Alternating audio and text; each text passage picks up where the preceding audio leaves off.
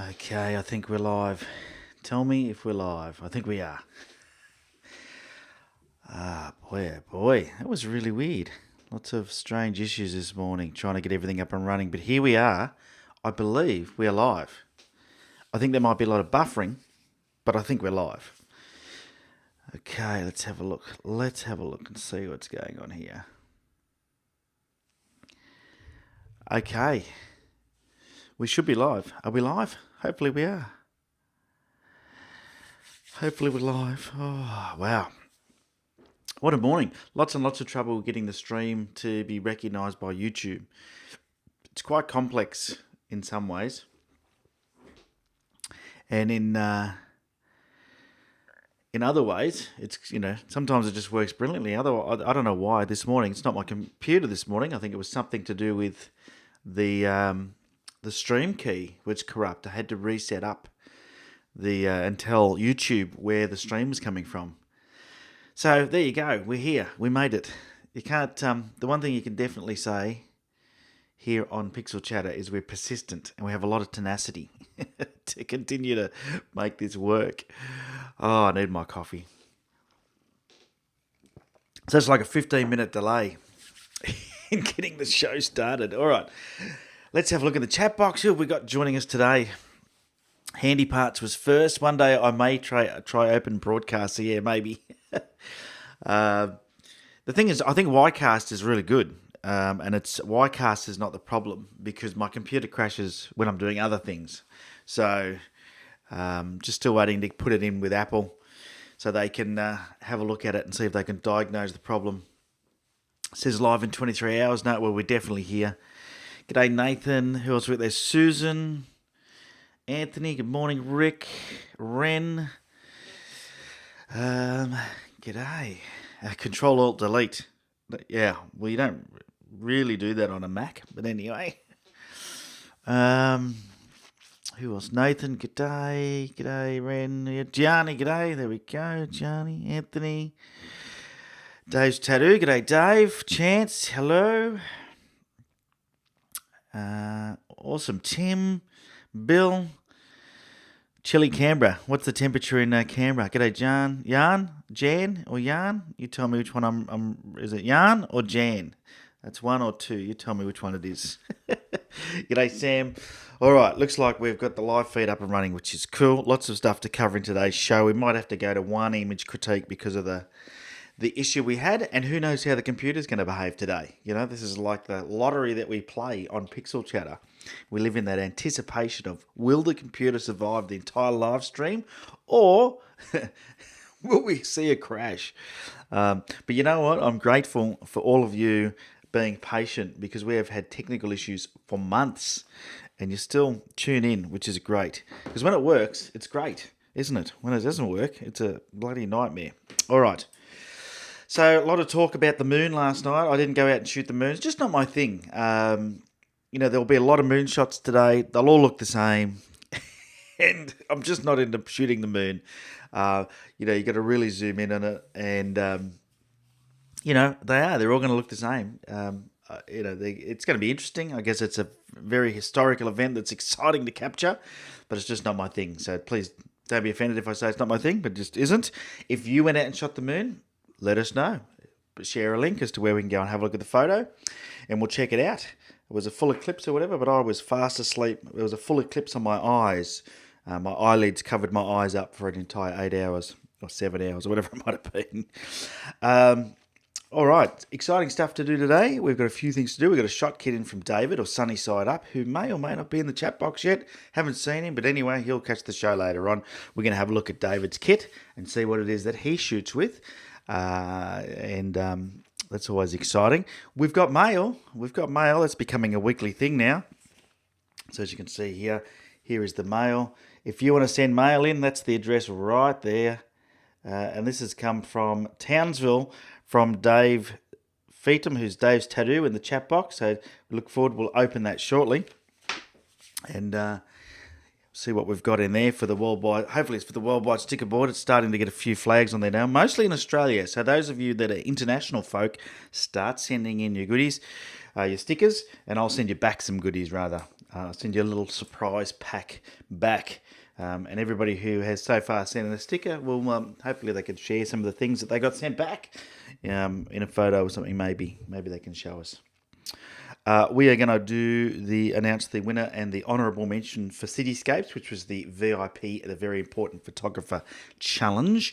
And if you're wondering how to become a VIP, it's simple. You go to patreon.com/on3legs with the number 3. It's down in the description. And that is where you'll find all the proud supporters of the On 3 Legs channel. And, we love you. We love you guys. The VIPs, the Very Important Photographers, are the ones that we love most because they support the channel. You don't have to. Supporting the channel is just by being here. But if you join up as a VIP, then you also get access to the exclusive online group where we have chit-chat, we have competitions and stuff. I've been a bit quiet in there the last couple of weeks. I was moving office and it's been really busy. I didn't even get a vlog up last week, as you would have noticed.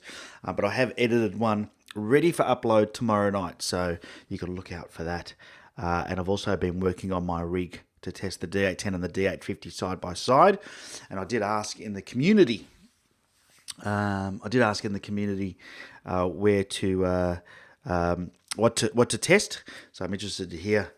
Alrighty, yeah, Ben Lotto, that is right. Chances I need to send mine in soon. Well, Chance, you sent in the. This is like I can't pin it on the board. I wish I could. Chance sent that in from Arizona. How cool is that? It's a huge cup. I don't even know. I mean, look at that. This is my coffee cup, which I think was big, which Scott sent in. And, you look at the difference it's huge. It's a monster. They do everything big over there in the US. Everything's huge. All right. Okay, let's get struck straight into the shot kit, eh? Let's do that. Let's have a look at David's shot kit. Alrighty, chilly Canberra. Everyone's still hearing me okay? Because I don't know how the stream's going. It's always a bit of a lottery, isn't it? Hopefully you can hear me okay and everything's working well. Alright, let's jump straight into the shot kit. So this was sent in by a fella called Dave. And as you can see, we're going to use there we go. I can put myself in there as an inset and we can have a look at his kit together. But then I'm covering up some of it, so I'm going to remove myself. Here we go. Let's do that. You don't need to see my ugly head. Okay. So this was set in by Dave, sunny side up, and he's got a few cool things here that we're going to talk about. So his main camera up the top there is Canon 80D. He uses a Sigma 1750 f2.8. Be interesting to hear how that lens performs. The 17-50 2.8. Tamron 10-24, always a good lens. The Canon 50 1.8, 35mm 2.8 macro attached to the camera, using the Yongnuo flash. Hongdat wide trigger. Looks like he does a lot of eBay shopping. He's got his CPLs, a Vanguard tripod, and a Peak Design slide strap. That's what that is. Okay, cool. And he says, I always have the camera on my shoulder wherever we go, to my wife's dismay. Soccer starts again, so we'll miss the live show, but we'll catch up again as always. So he's out watching soccer. Thanks, David, for sending that in. Awesome stuff. The Hongdat wide trigger. Hongdat. Anyway, there's the kit. If you want to send it in your shot kit, all you have to do is send it into ben at on3legs.com. Give me a bit of a description of what's inside your shot kit. Put it down on any surface you like. Go and check out shotkit.com. That's where the inspiration for this weekly segment comes from. I just like looking at everybody's camera bags and see what everybody else shoots with. Always interesting, isn't it? So, shoot your kit into me. Shoot your shot kit into me. All right, let's open the mail. Always loved mail time. Something of a decent weight in there. Who's joined us in the chat? Looks like Cool Pics. G'day, Lee. And Dwight. Hello, Dwight. Your first time on the live stream, I think. Haven't seen you, I don't think, before. Good morning, Brian. Ren, g'day. All right. So So here we go. We're going to open the mail. Hope it's not too noisy for you. Whoop, I'll do it as quickly as possible. So as I said, this was sent in by Dave Feedham, Dave's Tattoo, from up in Queensland. And we're actually going to have a look at one of Dave's images today if we get time. Let's have a look and see what's in here. Oh, so an envelope, obviously, with his address on it, so I can send him back some goodies. And oh, you even sent me a stamp, Dave. You didn't have to do that. I'm happy to pay the postage back. Just a addressed envelope is cool. What have we got here? Awesome. This looks like a that is very cleverly done. So I love your innovation. I'll share it with everybody in a second. Let's read the letter. Hi Ben, love Pixel Chatter and the way it is kind of interactive via the comment section. Also enjoy your videos with my D850. He shoots with the D850 as well. I've found that one needs to be spot on with the focusing. Must be the higher res. It sure is, mate. Definitely. As soon as you go to higher resolution, everything, every little mistake you make shows up in higher resolution. He says, I have a lot more soft photos compared to the D810. More practice needed. It's an awesome camera. Kindest regards, Dave. Perfect. And you know what he's done? Have a look at this. I don't know how I'm going to show you this because it's tiny. But it's perfect for the worldwide sticker map. So it's like a little... Let's see if it'll focus. Here we go. So he's from Townsville. Can we get it to focus? Come on, focus. Let's see if it'll focus. It's not focusing, is it? Anyway, let's see if I hold it back there. Maybe it will. So it says Townsville on it. And what he's done for me is he's put some double-sided tape on the back. That's awesome. Very, very well done. So not going to take up too much room on the worldwide sticker board because the last thing we got in was from Whakatane in the Bay. Plenty up the top of New Zealand there. That's what you can see, that big postcard there. We've got a huge sticker from Bathurst. We've got a magnet from Ren Thielen over in WA and Chance Sealers up there, Arizona. For his mug, which is just here. And now we're going to put Dave up on the board. He'll go up here on the northern east coast of Australia. So we'll stick him up there a bit later. I'll locate his exact place. Because where exactly are you? I think you're not in Townsville, or you're Bola Plains. Is that in Townsville, Dave? I don't know. Anyway, it's a Townsville little... coin, sticker, magnet, don't know what it is. Thank you, buddy. Awesome. So that is going to go up onto the worldwide sticker board, and Dave is going to get sent some goodies that have some on three legs and some photography stuff in it. All right, so that's the mail. If you want to shoot something in for the worldwide sticker board, or anything really, you can send me whatever you like, I don't mind, and get it onto the show. The P.o. Box is down below. Or I could just show you this again because... he had really good, nice, neat writing. There it is there. P.o. Box 472, Stanhope Gardens, New South Wales 2768, I think. Or is it 2768? Must be. I thought for some reason it was 2068, but there you go. It must be 2768. My memory, I'm getting old. Who's not? We all are. All right, so let's jump into the next part of the show, which is looking at the VIP challenge winners. So I've just got to get that prepared, and hopefully it will all work well. It's a suburb of Townsville, and that's a hat badge with the pin cut off. I love your innovation, mate. Love it. It's going to go up on the sticker board nicely, and you'll get a flag. Any particular colour flag you want? So long as it's... as long as you pick white, blue, red, or green, or there's not too many options, or yellow. That's what they look like. These little flags get pinned up on the worldwide sticker board. Yellow, I think that's about it. These are the colours you can have. So as long as you pick one of those colours, so we got yellow.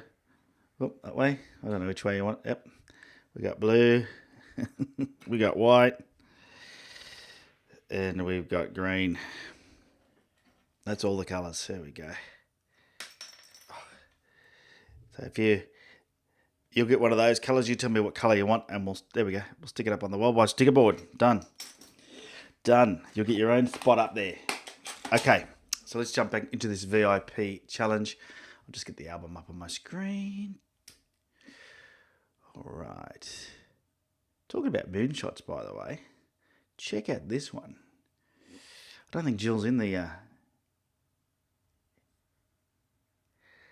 Jill's not in the chat box at the moment. Now, this wasn't from last night, by the way. This was from, I don't know, a couple of weeks ago.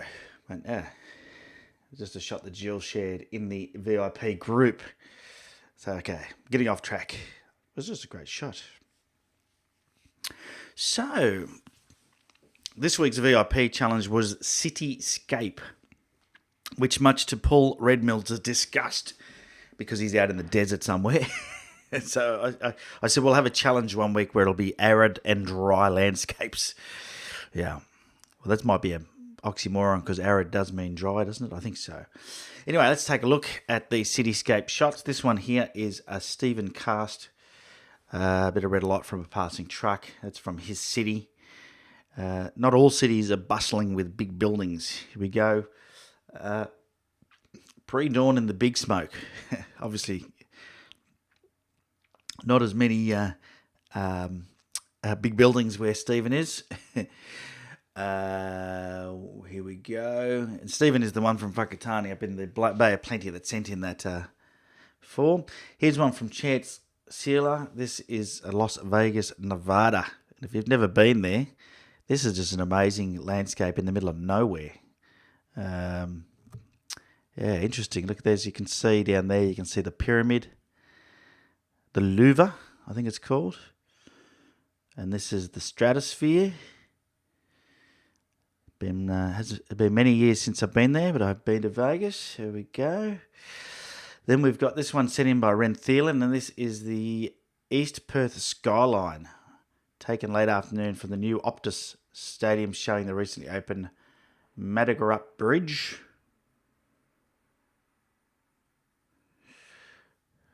What is that there? Something in the middle there? Something flying? Good shot. All right, what else we got? Nice pano. Ben Wigg. Ben is a new VIP, so jumped into the VIP challenge a couple of days late, but I gave him a leave pass and let him put some entries in because it was his first week. But normally, VIPs have to upload their images by midnight in their time zone on Mondays, and then I release the next one a few hours later.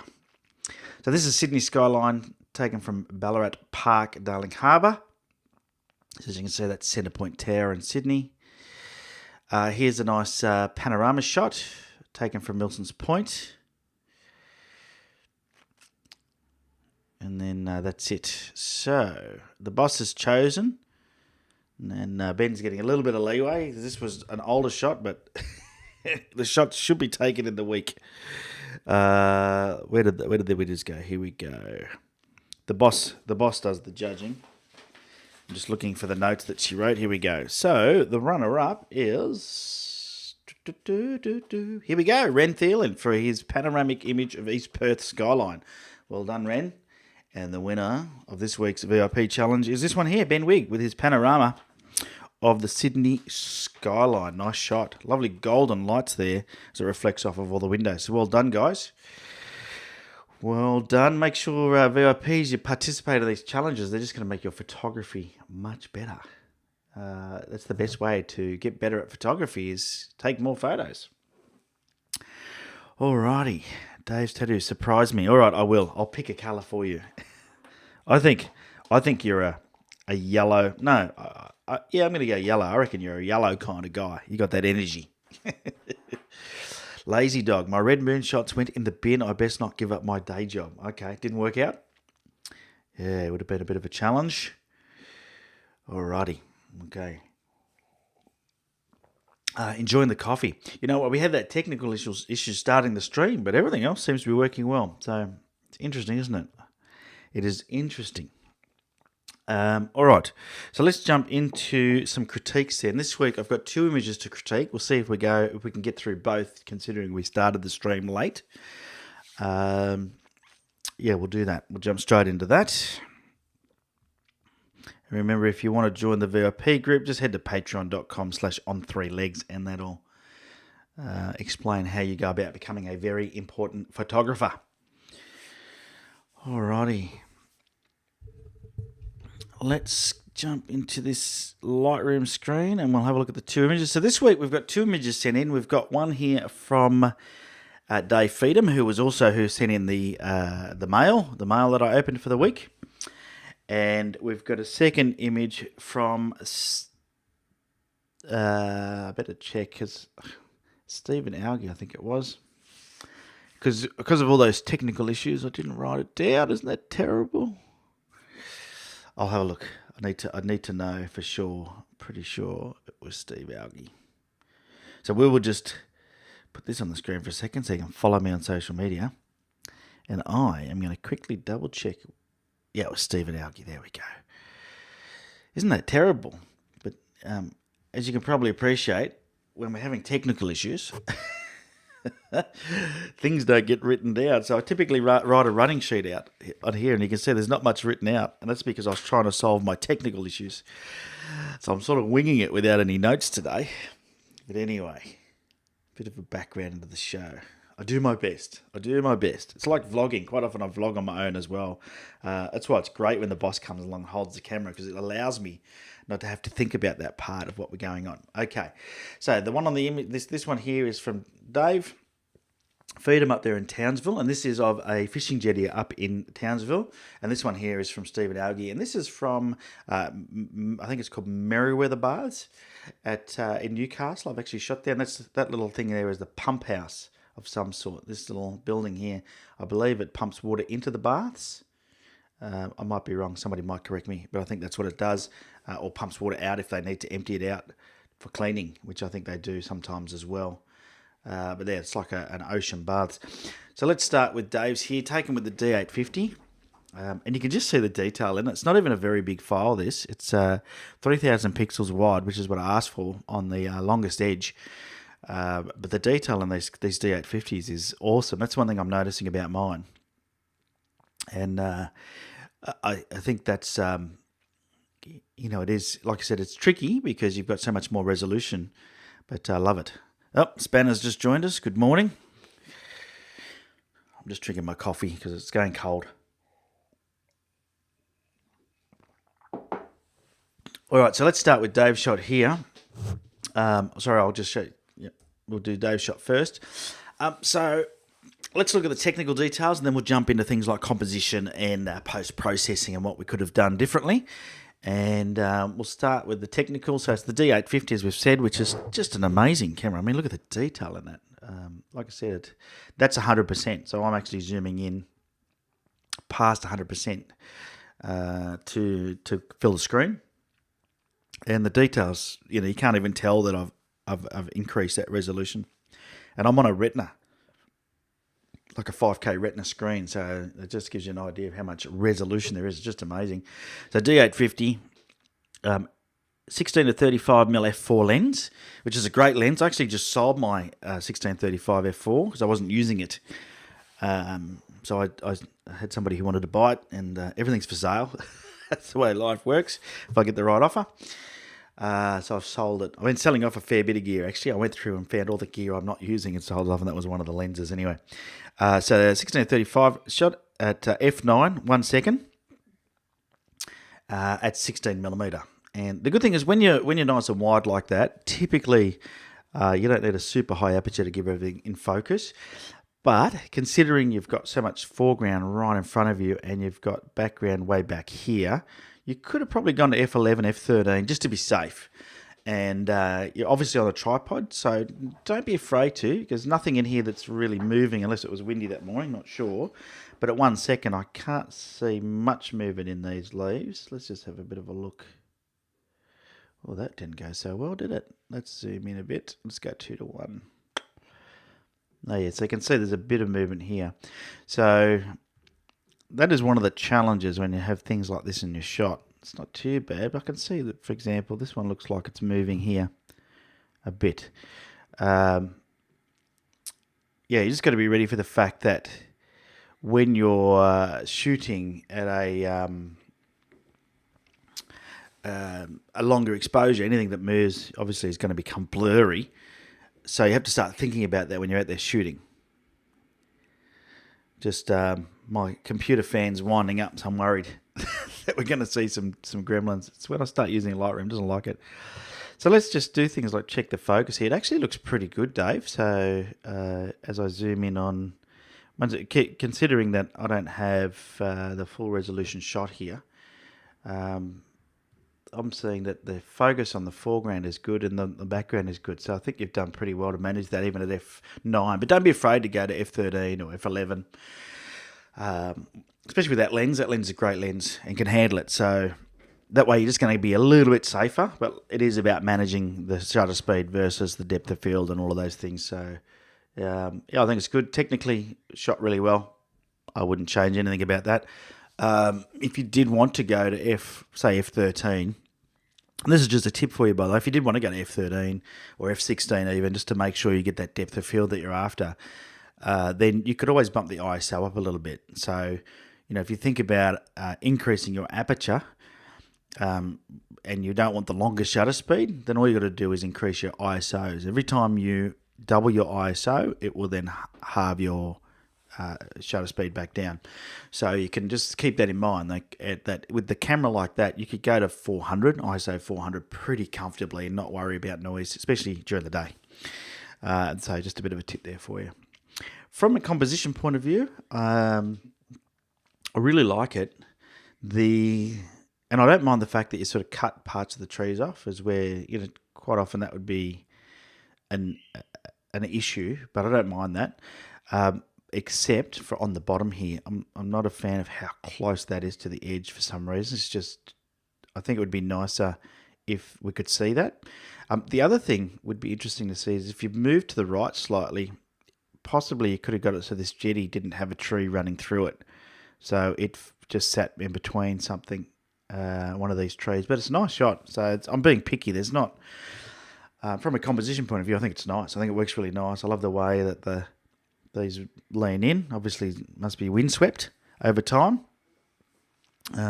Looks great. I think you might have lost some highlights here, and it's hard to tell because I'd say you've reduced them quite a fair bit. But if I was to just check and see, you can, where those red areas there are, where I feel like you might have lost some detail. It's not easy to see. Maybe it's not right, but it just looks a little blown out here. So, I'd probably just work on maybe trying to drop that back just a little bit more. Just a little bit too blown out there. So, maybe just wind that back just a little bit. But mate, good shot. There's not a lot I would change about it. You've nailed it. I can see you've bumped the shadows up a fair bit as well. Just be careful doing that because it does have side effects. But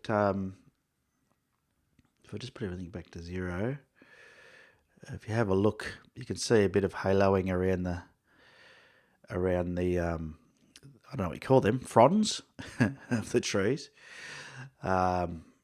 And that is a byproduct. If you have a look in there, see how it's really light around there, especially in the middle. That's a byproduct of sliding highlights down and bumping shadows up. Always does it. I don't know why. If I do it, you'll see. I'll do that and you'll see what happens. Just really accentuates that for some reason. Something to watch out for. Bit of a side effect. The only other thing that you could do, it lacks a bit of contrast. So don't be afraid to play around with these curves here and just give it a little bit more punch.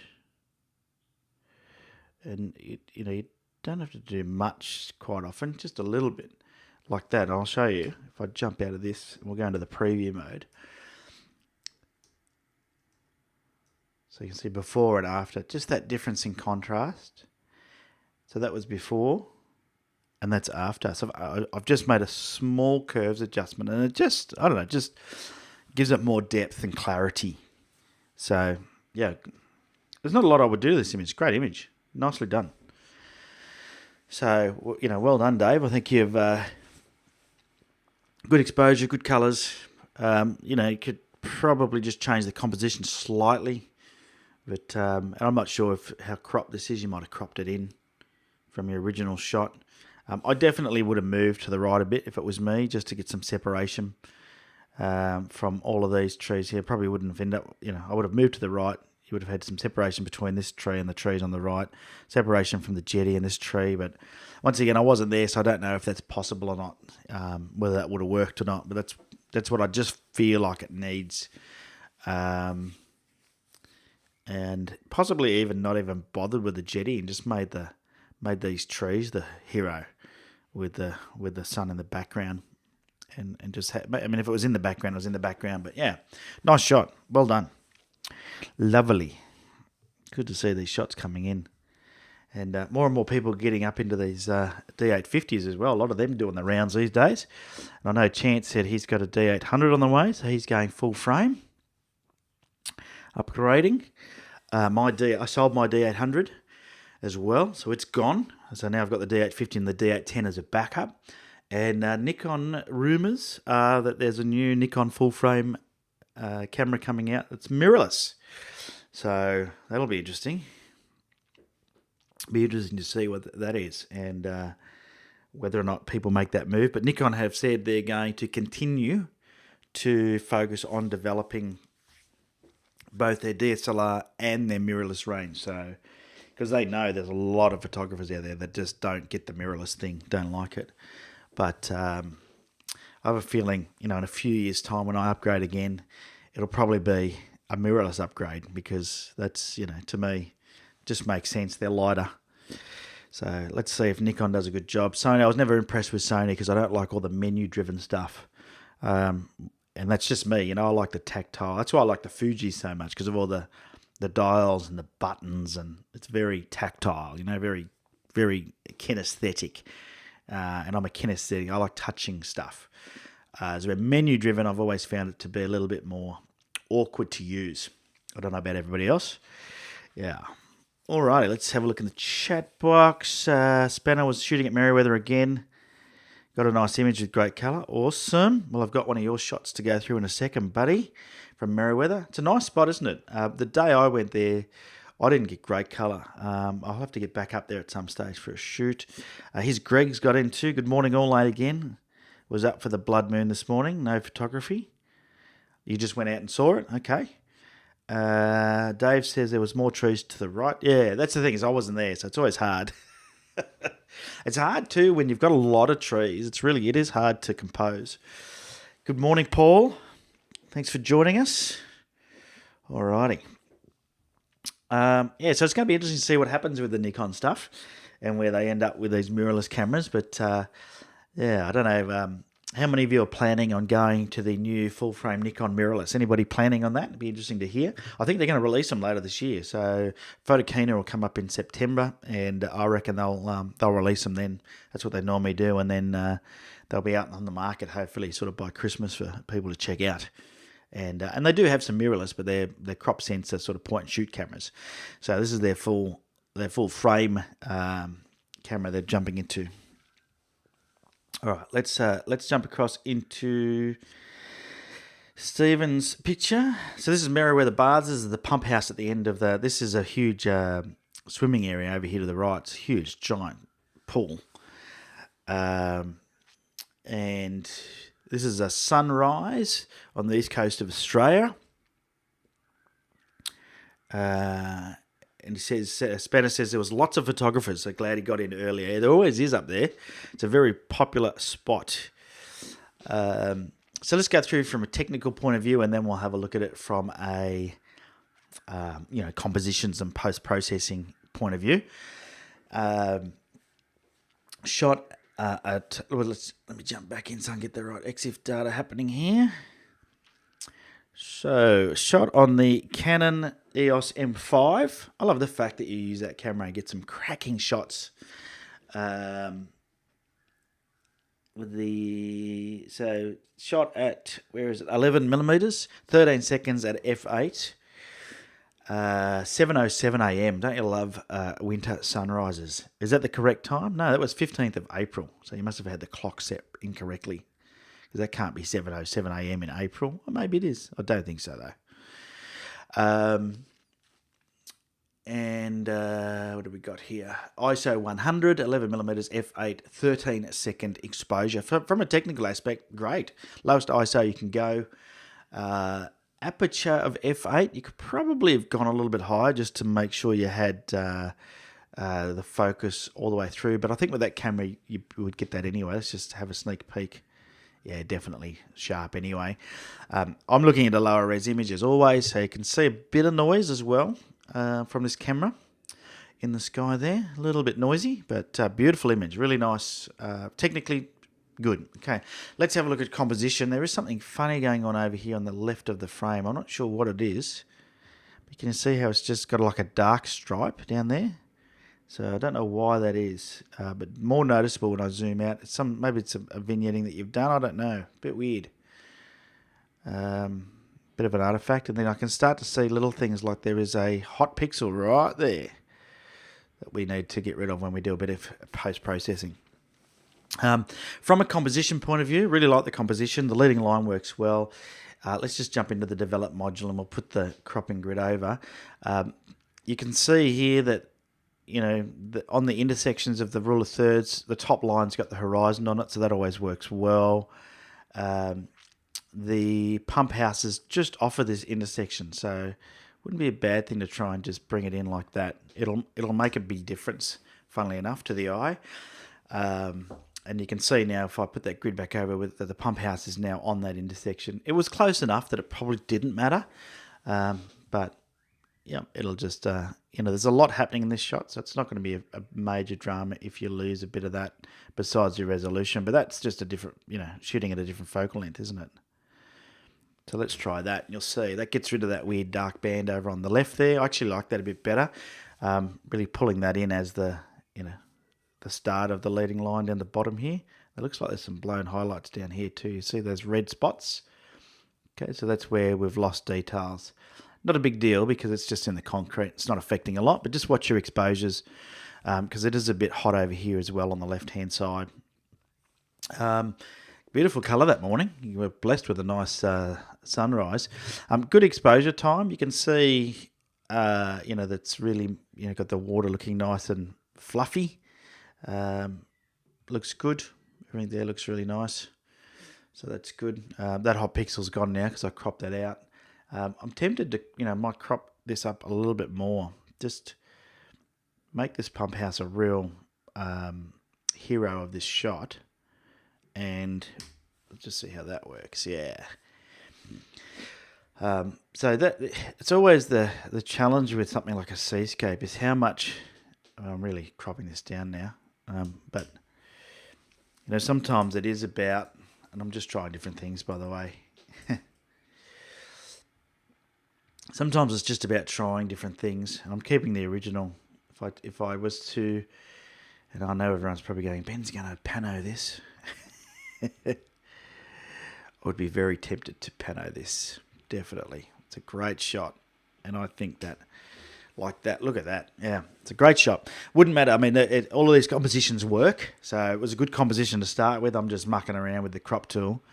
I'll go back to the original crop because I think it's a good composition regardless that you've got there, Spanner. I find this a bit distracting in the bottom though, so I would be tempted just to bring that up a bit. And whether you pano it, whether you know, I mean, you've got something weird going on the left there anyway. So you could always just bring it in a bit. We want that pump house on that line. So, you know, something like that could work well. Up to you. You know, but I think for me, these sort of compositions really lend themselves nicely to a nice pano. You know, so if we were to bring our leading line up, so we get the leading line coming up out of the edge there. Let's see what we can do with this. Let's just bring that in a bit. Oh yeah, look at that. Okay, that's gonna be magic right there. Look at that. So to me, that's, you know, just think about your composition. You and there was, there's so many different things you can do with this one because of, because it is just an expansive sea. It's a seascape. Otherwise, there's a lot of noise. I don't know if that's just that camera or, it's a low resolution shot, so a bit of processing noise. Once again, from a processing point of view, Steve does a great job. You've got the processing happening pretty well. It's funny, everyone says, I know what Ben's going to do now because, watch him do all these things. Here's my clarity brush. What's the hero of the shot? Let's really bring the hero out. The leading line here and the pump house. Let's just give that a bit of clarity. So I'm just hitting that with the brush. Just a nice local adjustment there. The eye is really drawn to this brightness over here. See how it's so bright over here in the corner on the left-hand side. So one of the things you can do to sort of settle that down is grab a graduated filter and just drag it in from the side. And just drop the exposure slightly. So we'll do that. Drop the exposure slightly, maybe even the highlights down on that graduated filter. And then we could probably up the exposure of the entire shot slightly now. I'm going to do the same from the bottom because it's quite blown out down the bottom as well. So we'll do the same down the bottom. See what's happening there. Let me just go back to my previous one. Need to just change the temperature on this and go back to what it was shot at because we don't want it to alter the colours too much. There we go. This one here, I was just dropping the exposure ever so slightly. Just bring that up a bit just so we can darken that foreground down a bit. There we go. And then the colours probably just a little bit too warm, so I'm just going to back that off a tad, just the white balance. All right, let's have a look and see how we went. So this was before and this is after. And if you can just see how it's more balanced. So just look at the lighting. It's so simple to fix in Lightroom. You just, using those graduated filters is super simple. So you can see that before it was quite light on the left and dark on the right. And after just putting those two graduated filters on, you can see how it's balanced it out nicely. So just, when you look at your image, just look at things like the light and the shadows. And really, that's the key to photography, isn't it? It's all about the light. So to me, great shot though, good colour, good composition. Well done, mate. I think I would print that. That would be a one I'd print and stick on the wall for sure. And I would have it like this as a pano. To me, that looks really, really nice as a pano. But like I said, each to their own. It's we all like different things. So yeah, beautiful shot. Well done. All right. Ren says pano is great. Yes, I agree. Pano is great, but you could have all predicted that was going to happen, I'm sure. Alrighty, let's have a look. What's going on in the chat box? Where are we? Where was I up to? Here we go. Paul says, watch the blood moon earlier. Really cool. Yeah, good stuff. Photography, that's Greg says Nikon site has put their teaser for the mirrorless. Yeah, I did see that. A lot of people putting videos up about it as well. Mainly because, a lot of YouTube channels, they rely on getting as many views as they can, and they want to be the first. But no one's actually seen it yet. It's all speculation. Some people are taking measurements off of pixelated images they've frozen in time on the teaser video, and just incredible to watch. But that's all right. At the end of the day, it'll come out, and we'll all get to see it for real. Tim, V1 is never wise to invest in. Version 1, no, agreed. And the early adopters typically do. I did with Fuji gear. I bought the XE1, and it was a great camera. But Fuji, I've got to say with Fuji are phenomenal with their updates. Phenomenal. I wish Nikon was more like it. Nikon do have updates, but only when they have to. Fuji, and that's the one thing I love about the Fuji company. I wish they had a full frame camera sitting in between that medium format and the crop sensor, because that would be where I'd sit, I think. Because that medium format's just a little bit pricey for an amateur hobbyist, not a, I'm not making a huge amount of money out of my photography, so it's hard to justify it, even the D850. But to me, Fuji updates stuff all the time. So when being an early adopter with the Fuji gear is easy because you know that they are just going to release update after update. And, they sped up the autofocus system, they changed the focus peaking, they added features to the camera, they put electronic shutters in, they did all through firmware updates. They did amazing stuff. And so Nikon could definitely could follow suit there. Bill's just ordered the D850. You won't be sorry. Yoris. I don't know. Hopefully I'm pronouncing that right. Upgraded D850 from the 3200. Wow, yeah. That's a big update. Spanner got in trouble off the council worker for closing the door. Oh, really? That's strange, isn't it? You can hear my dogs going off. That's because someone's just walked their dog past, and our dogs don't like these dogs being in our street. Tim's got the XT2. Yeah, I've had the XT1, which I've got for sale at the moment, because my plan is to get the XT3, which will also be released later on this year. Pano was great. Yeah, the Pano worked well. Susan asked, how am I going with my new printer, which is the Epson Shore Color P405 back here. To be honest, Susan, I actually haven't printed a lot with it. I went to the framing supplies and I bought a stack of stuff so I can frame some images. And my plan was to print and to do some framing and do a vlog about it because everyone wanted to know how to go about framing your own images. So I definitely need to get the printer going. It's not good for it to sit and not print. But my life has been consumed with my office move. We have moved. We've got a few little things to do. But one of the things I want to do is put some of my images up on the walls in the new office. So the printer's going to get a workout. Here we go here. Brian said, I tried to photograph the blood moon. Tried to? That means it mustn't have worked out. That's my assumption. No keepers, sadly, says Rick.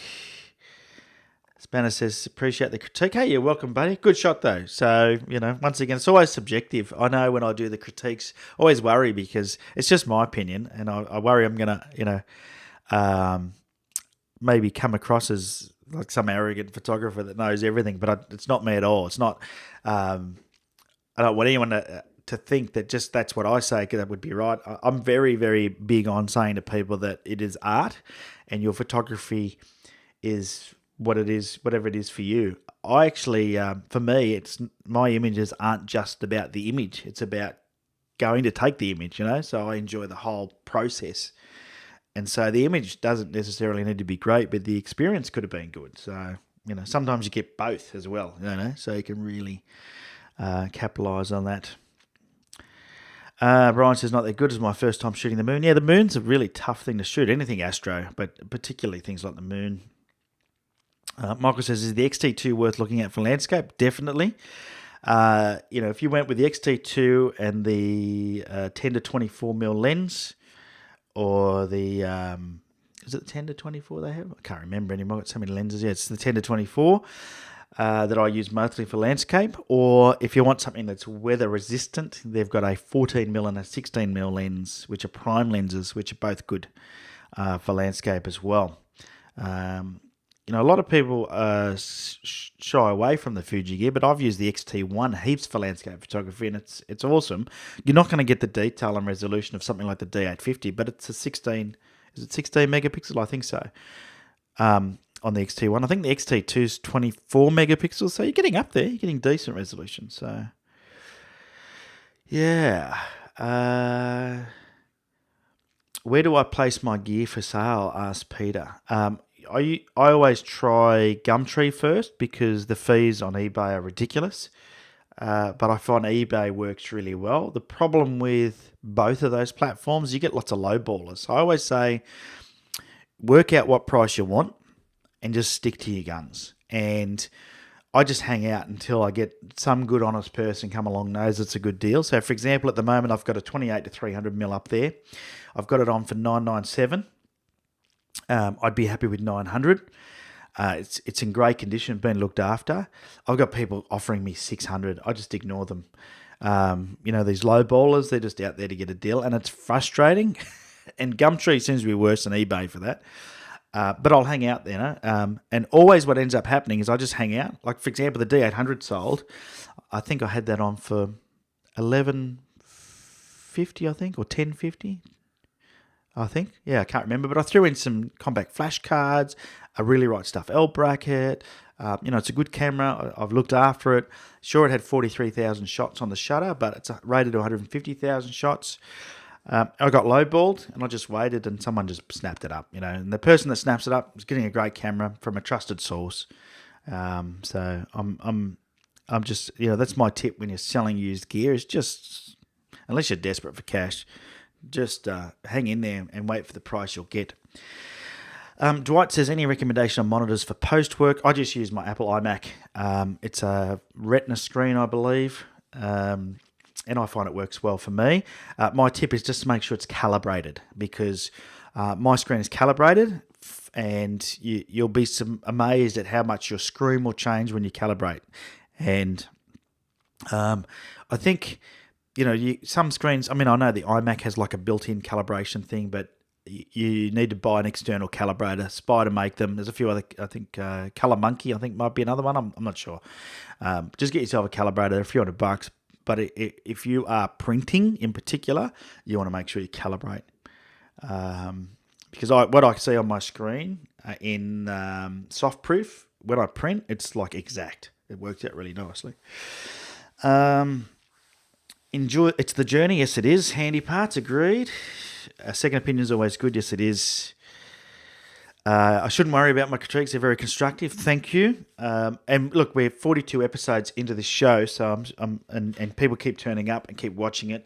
It's got a small audience, but a dedicated audience. The old Pixel Chatter, and I enjoy doing it. For me, it actually helps me as well. Believe it or not. When I'm out shooting, because all of these things are more at the top of mind all the time. Composition settings, because it's when you're critiquing other people's work, they say the best way to learn is to teach, and it's so true. I remember, I'm a guitarist, and I know that when I was a guitar teacher, I used to work for the Guitar Factory as a teacher, and then I did it myself from home, and I used to go in people's houses. But when I was teaching it, I had to do all the basic stuff like scales and basic chords and techniques, and it just made I was much better guitarist then for that. So I do enjoy it. Alrighty. Brian's going to post some examples of his moonshots and VIP. Yeah, so if you're a VIP, a very important photographer, and you were out shooting the blood moon last night, stick it up in the VIP group. Let's get a thread going about the blood moon. Even if it's if you don't think it's a very good shot, let's just share it, because it was a pretty interesting thing to happen in nature. So I would love to see your shots. All right. Well, that's it for today. Sorry about the delayed start, of course. Nothing I could do about that. I'm going to spend some time really working on understanding what's going on. The one thing that you'll notice is that we were very stable today. We didn't have any crashes. There was only one time the fan sped up. Now, what I did do, which was a recommendation I found on Google, was I vacuumed the dust out of the back of my computer. Maybe that fixed it. I don't know. I'm trying everything now. But yeah, I did. I put the computer on the floor, and I got the vacuum, and I used some compressed air, blew it out, vacuumed it. I just cleaned it all out in there. So very hard to get into a Mac, but that's what I did. So maybe that worked. Ren says, good show. Thanks, buddy. Paul says, I'm looking at the Nissi S5 filter system for the 14 to 24. Has anyone used it? Lots of Nissi filter users here. And I think a lot of people really do like it. I'm a Lee filter user, only because I was invested in their system. And if it's the 14 to 24mm lens that you're talking about, like the Nikon one, then the thing that with Lee is you've got to have this big bulky attachment. I don't know what Nissi has, but with Lee it's a really bulky attachment. I think it might be the same with all the systems, but just consider that because it is bulky, it's huge, and it takes up a lot of room, and the camera bag's a bit of a pain, but it is what it is. And instead of buying a smaller system for my 77mm threaded lenses, I bought the adapter, and that seems to be working really well. So, yeah. Handy Parts told me to clean it out. Yes, you did. We're trying everything, and I think it might have worked. Who knows? But I had other gremlins today, so I don't mind. All right, gang. Well, it's been an amazing show. Share your social media in the chat box as well. That way everybody else can follow you on Instagram, Facebook, or YouTube, or wherever you might be. And of course, let's just take a look at the worldwide sticker board that's starting to fill up. Right now, most of it is in Australia. We did get this from Dave up in Townsville. It's going to go up there somewhere on the northeastern corner of Australia. The only international one we have so far, or sorry, I should say we have 2 international ones. But New Zealand is so close to home, it's almost like it's part of our country, isn't it? Because we don't need to get visas to cross over to the, what the New Zealanders say, cross the ditch. Anyway, we've got New Zealand and we've got Arizona up here. That's the furthest from Australia that we have represented on the map. So please send me in your stickers and we'll get them up on the board.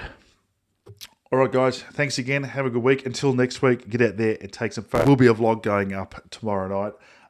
And I will have I'm starting to put together a list of D850 versus 10 videos. And if you have a look in the community part of YouTube, I asked what I should compare in the videos that I make. And I'm building a little rig where I can put both cameras on and I can trigger both with one remote shutter button. And I'm buying a second 50mm 1.4 lens only because it's cheap. But we're going to put both cameras on this rig with the 50mm 1.4 and I'm going to go out and shoot and compare the shots with all the different settings just to see what is the actual real world difference between the 2 cameras. So it's going to be pretty exciting. All right, until next week, get out there and take some photos. Cheerio.